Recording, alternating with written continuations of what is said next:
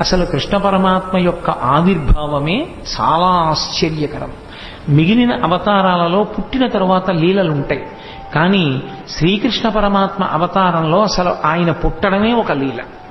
లీల అన్న మాటని కొంచెం జాగ్రత్తగా అర్థం చేసుకోవాలి. లీల అంటే కర్మ చేయడం వల్ల వచ్చినటువంటి ఫలితాన్ని అనుభవించడం కోసం వచ్చినటువంటి ఒక సంఘటన కాదు.